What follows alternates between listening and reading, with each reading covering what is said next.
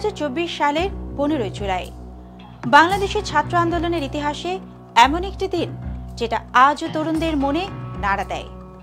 এই দিনটা ছিল একটি প্রতীকী প্রতিরোধ।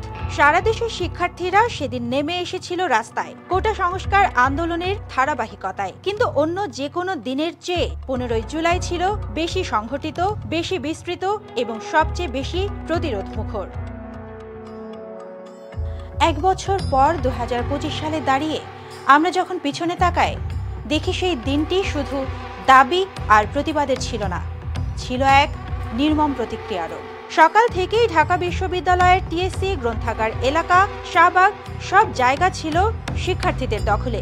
মিছিল হচ্ছিল, স্লোগান উঠেছিল, কিন্তু দুপুরে এক সংবাদ সম্মেলনের রেশে পরিস্থিতি ভয়ঙ্কর মোড় নেয়। সেদিন আওয়ামী লীগের তৎকালীন সাধারণ সম্পাদক ওবায়দুল কাদের বলেছিলেন, আন্দোলনকারীরা আত্মস্বীকৃত রাজাকার। এই বক্তব্যের জবাব ছাত্রলীগ দেবে বলেও মন্তব্য করেছিলেন তিনি। এর পরপরই তৎকালীন ছাত্রলীগ সভাপতি সাদ্দাম হোসেন বলেন, আমি রাজাকার স্লোগান দেওয়া শিক্ষার্থীদের শেষ দেখিয়ে ছাড়বেন। এই বক্তব্যের জেরেই বোধহয় দুপুরের পর সংঘর্ষ শুরু হয়। ঢাকা বিশ্ববিদ্যালয়ের শিক্ষার্থীদের ওপর ছাত্রলীগ নেতাকর্মীদের হামলার অভিযোগ ওঠে। ধাওয়া পাল্টা ধাওয়া, লাঠিচার্জ, এমনকি গুলির ঘটনাও ঘটে।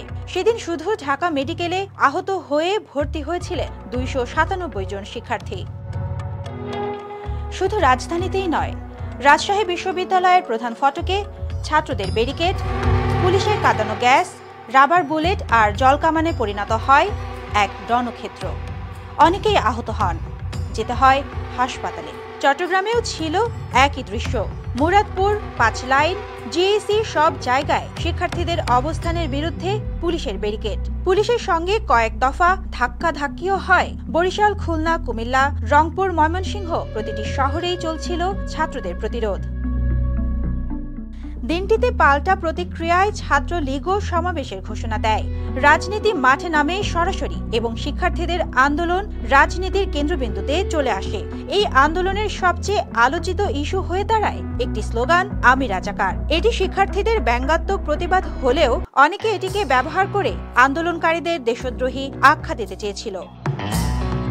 15 জুলাই 2024 এই দিনটি ছিল একটা প্রশ্নচিহ্ন।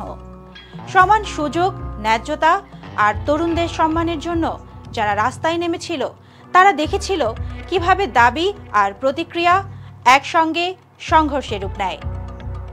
সুবর্ণা মেইজাবিন, দেশকাল নিউজ।